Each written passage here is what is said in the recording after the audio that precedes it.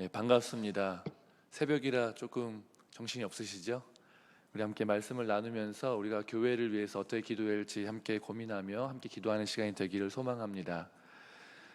네, 오늘 말씀 학개서인데요. 학개는 포로 후기에 스가랴와 함께 예루살렘에서 활동하던 선지자였습니다. 포로로 끌려간 이후에 유다 백성들이 주전 539년에 페르시아 왕 고레스가 유다 사람들이 고향으로 귀환하는 것을 허락했습니다. 하지만 실제로 고향으로 돌아온 사람들은 많지 않았습니다. 아무래도 포로 1세대들이 거의 다 죽고 난 이후에 포로 2세대들이 바벨론에 정착하여서 이제는 적응을 좀 하고 거기서 경제적으로나 여러 가지 상황적으로 안정을 취했기 때문에 돌아오는 것이 쉽지 않았을 것입니다.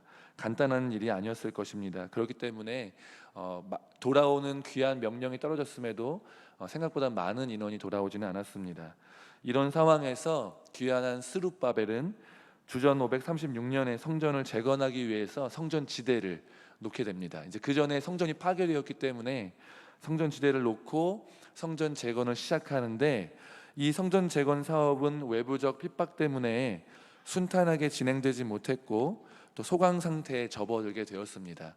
그러니까 성전 재건이 시작됐지만 그것이 멈춘 상태에서 지금 이 학개 말씀이 선포되고 있는 것입니다.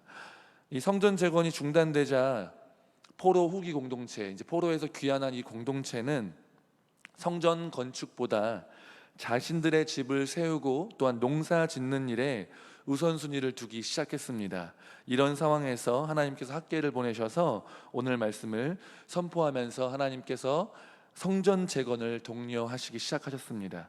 하나님께서 학개에게 이렇게 말씀하십니다. 2절인데요.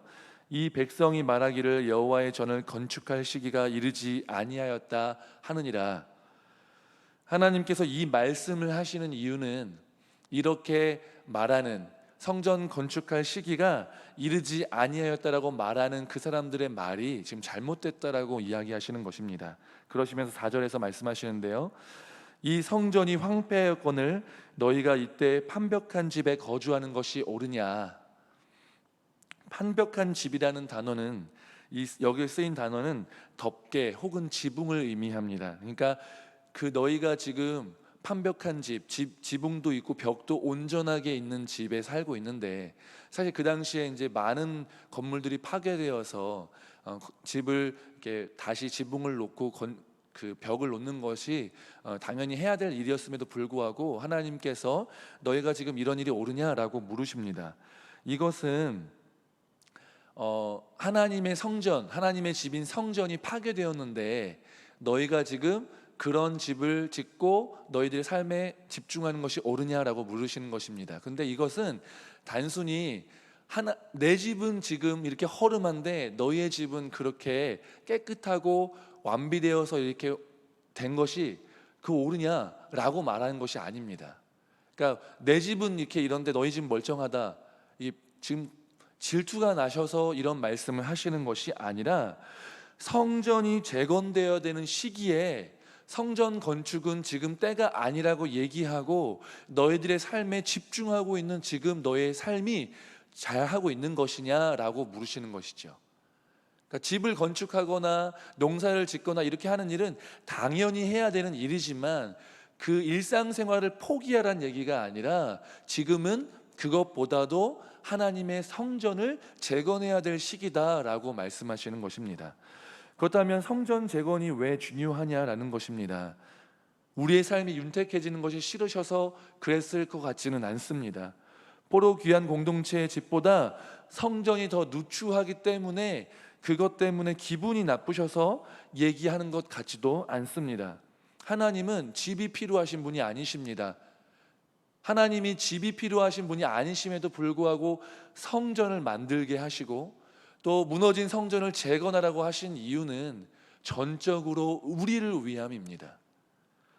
하나님은 집이 필요하신지 않은 분이신데 내가 거하는 곳이다, 거하는 처소다라고 얘기하시면 성전을 주신 이유는 눈에 보이지 않는 하나님을 믿기 위해서 우리의 이 연약하고 한계가 있는 이 인간들은 하나님의 전, 눈에 보이는 하나님의 성전이 필요하기 때문에 하나님께서 성전 건축을 명령하셨던 것입니다. 이 성전이 재건되어야 되는 이유는 포로에서 돌아온 유다 백성이 하나님과 동행하는 삶을 살아야 하는데, 그러한 삶을 살지 못하고 온전히 하나님과 동떨어진 그냥 자신의 생활, 먹고 또한 입고 또한 거주하며 잠자는 것에 필요한 것에만 몰두하며 하나님은 뒷전으로 된 그러한 삶을 살고 있기 때문에, 그러한 삶에서 벗어나서 이제는 하나님 중심인, 예배 중심인 삶을 살아야 한다. 너희가 포로로 살다가 귀한게 한 나의 목적이 무엇이냐? 성전을 다시 재건하고 성전 중심의 신앙 생활을 하기 위함이다 라고 말씀하시는 것이죠. 하나님의 임재, 신앙 생활은 하나님을 위해서 하는 것이 아닙니다.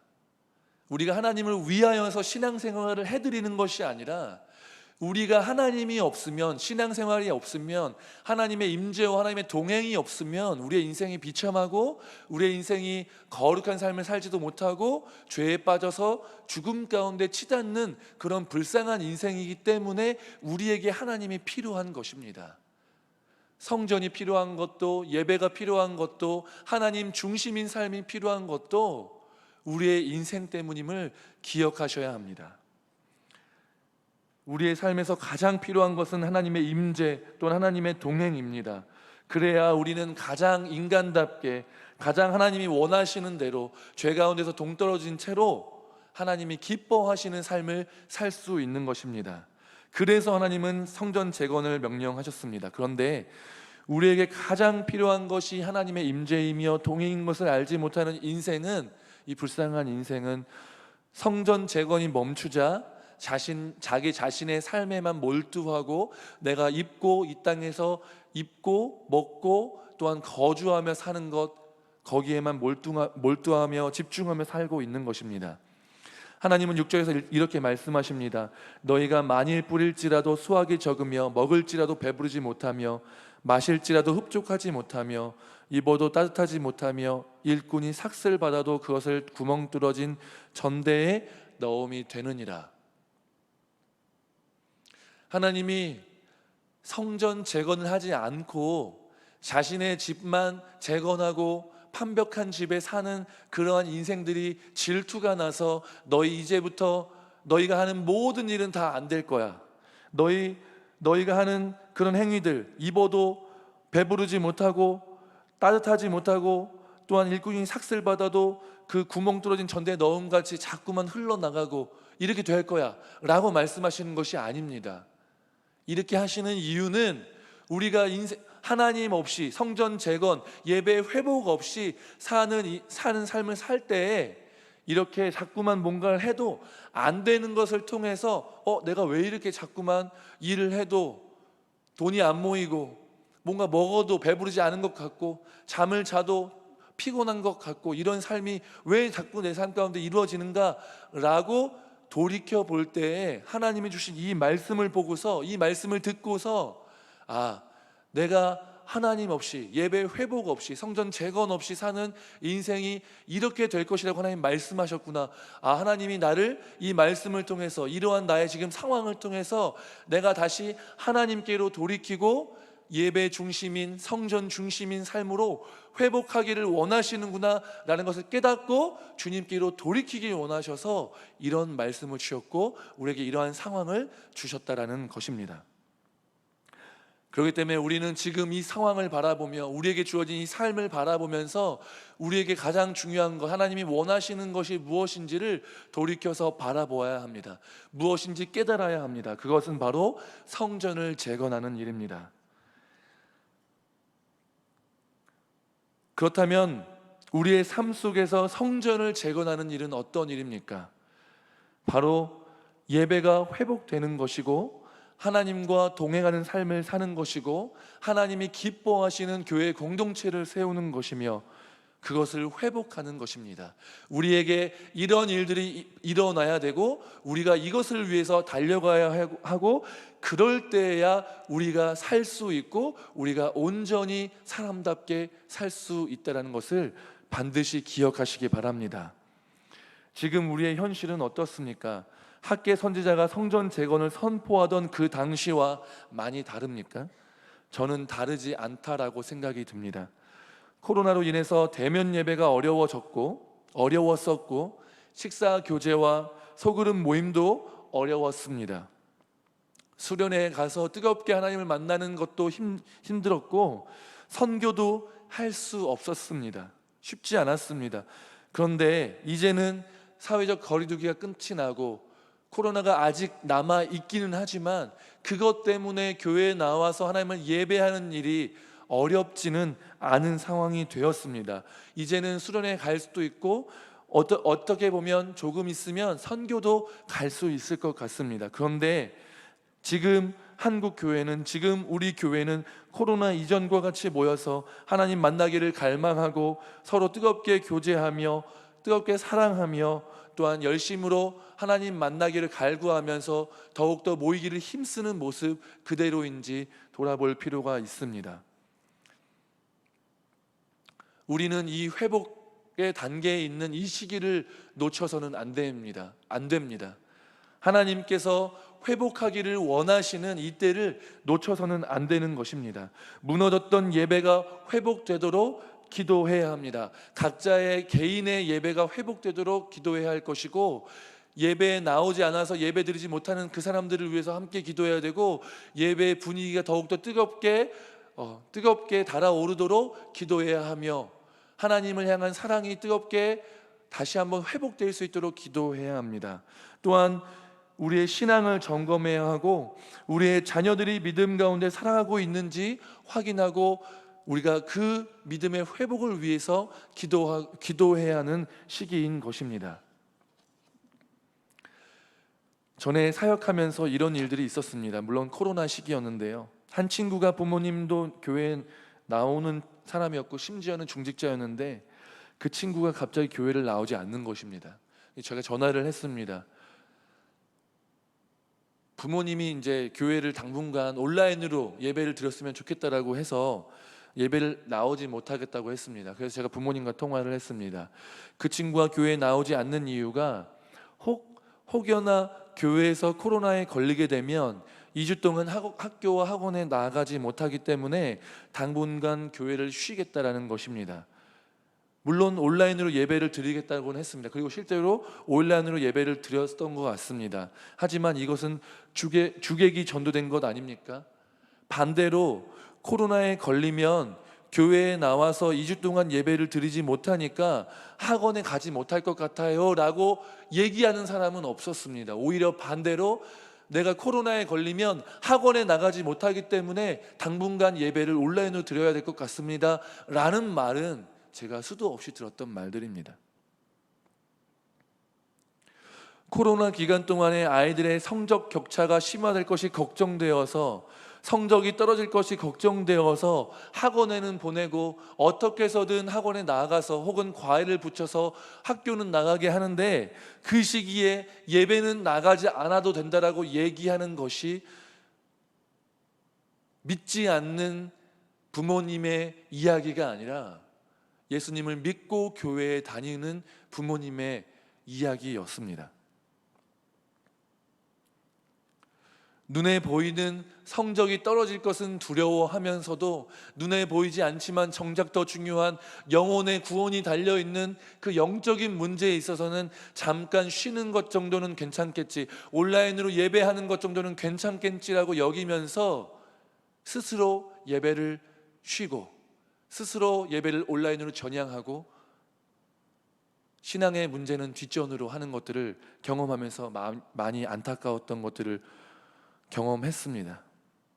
하지만 회복하는 시기에 돌아온 지금 그렇게 잠깐만 예배를 쉬겠다고 했던 우리 자녀들은, 또한 온라인으로 예배를 전향하고 예배로 드리겠습니다 했던 우리 자녀들은 정말 이제는 교회에 나와서 예배를 드리고 회복이 되어서, 예배가 회복이 되어서 신앙이 이전보다 더 뜨겁게 하나님을 사랑하는 마음이 있을까, 저는 심히 염려가 됩니다. 수치적으로 눈에 보이는 성적보다도 그것이 떨어지는 것만큼, 아니 그것보다 더 눈에 보이지는 않지만 한번 믿음에서 떠나버리면 다시 돌아오게 하기 힘든 신앙을 지키도록 하는 것이 훨씬 더 중요한 일인 것들을 우리는 기억해야 합니다. 제가 중고등학교 사역과 청년 사역을 오래 하면서 보면 부서를 넘어오는 단계마다, 넘어올 때마다 정말 신입생들을 잘해줘야지 하는 마음으로 잘해주지만 많은 경우가 신앙을 버리고 떠나는 경우가 있습니다. 고등학교 때에는 성적을 이유로, 대학 진학을 이유로 잠깐만 쉬도록 하고, 스스로 쉬거나 부모님이 우리 자녀들을 쉬도록 하고 내년에 보내겠습니다 라고 얘기하지만 돌아오는 자녀는 극히 드물었습니다. 지금도 청년들 명단을 보고 전화로 신방하고 만나서 신방하다 보면 이미 중학교 때, 고등학교 때 청년 초반에 신앙을 떠났다가 지금까지 돌아오지 못하는 게 한 몇 개월, 1년 이 정도가 아니라, 제가 교회 안 나간 지 벌써 6년입니다. 7년입니다. 이미 저는 교회가 너무 어색하고 꽤 오랜 시간 동안 예배를 나가지 않았습니다라는 응답을 듣게 되는 경우가 상당히 많이 있습니다. 믿음의 문제는 지금 당장 눈에 보이는, 또한 중요해 보이는 그것들을 먼저 하고 나서 뒤에 챙겨도 되는 그런 종류의 것이 아닙니다.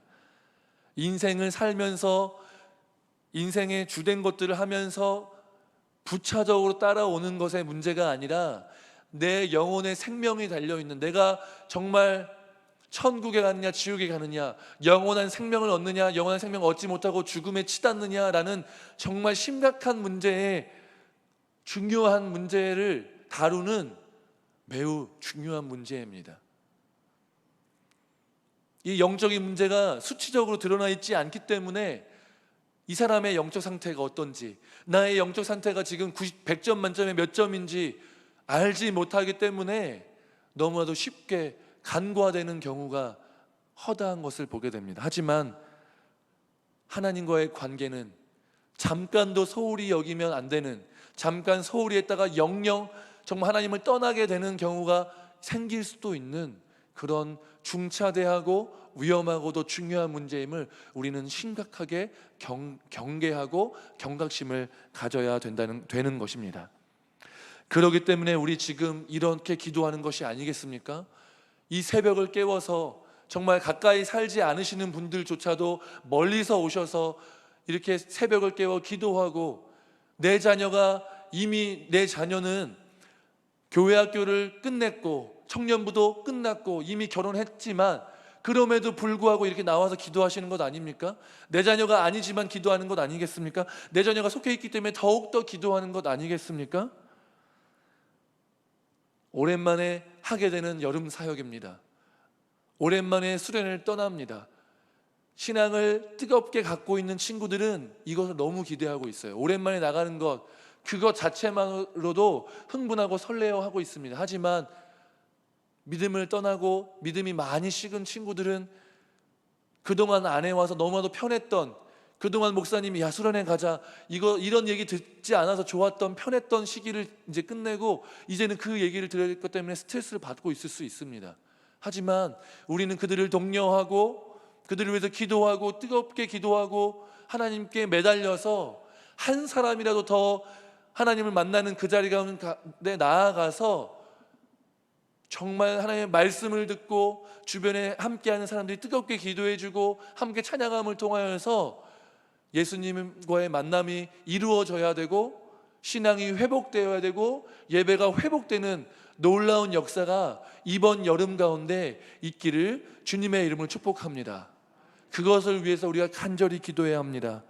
이렇게 매우 중요한 문제를 가지고 우리가 함께 다음 세대들을 위해서 관심을 갖고 기도하고 우리의 재정을 쏟아붓고 우리가 그들을 위해서 기꺼이 거룩한 낭비를 해야 합니다.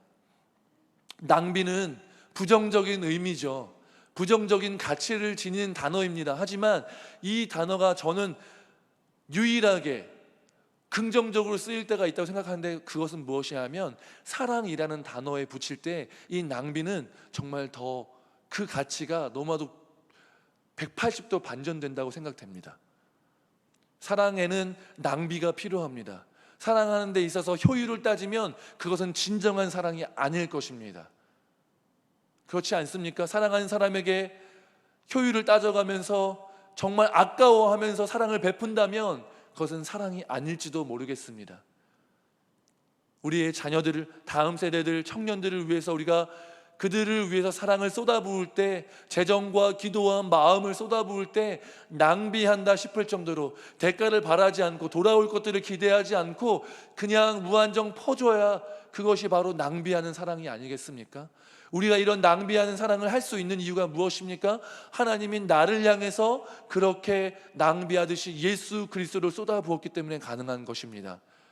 하나님이 나에게 하셨기 때문에 또한 나도 다음 세대들을 향해서 그렇게 쏟아부어야 하고, 하나님의 우리를 향한 그 낭비하는 사랑, 예수 그리스도의 그 사랑을 그들이 맛보아 알고 경험하고 깨닫게 되는 시간을 가질 수 있도록 우리가 그들을 위해서 간절히 기도해야 하는 것입니다. 우리가 기도를 해서 구원받는 것은 아니지만 우리가 기도해야만 다음 세대가 구원을 받을 수 있다는 사실을 기억하셔야 합니다. 우리는 내가 기도하지 않으면 그 사람을 위해서 기도하는 사람이 한 사람도 없다라는 마음을 가지고, 그러한 간절한 마음을 가지고 다음 세대들 한 명 한 명을 위해서 디바로 연결된 그 내가 맡은 그 영혼, 또한 그렇게 맞지 않아도 또 내가 알고 있는 그 다음 세대, 알지 못하는 그 다음 세대, 내 자녀, 누구누구의 자녀, 그 한 사람 한 사람의 이름을 불러가면서 그 영혼들이 이번 여름에 성경학교를 통하여서, 수련을 통하여서 예수님을 만나고 구원을 받아서 영생을 받고 거듭난 영혼이 될 수 있도록 간절히 기도해야 될 줄로 믿으시기 바랍니다.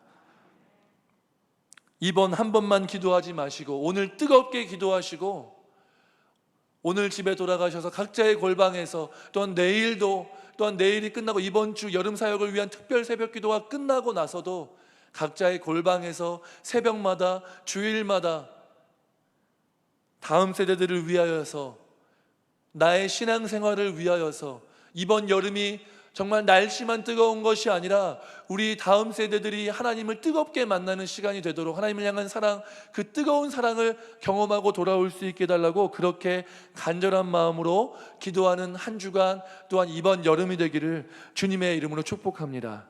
간절히 기도함으로 다음 세대가 구원을 받고 믿음의 사람이 되고 기도의 사람이 되고 하나님 나라의 귀한 백성이 될 수 있기를 주님의 이름으로 축복합니다. 우리 함께 찬양하겠습니다.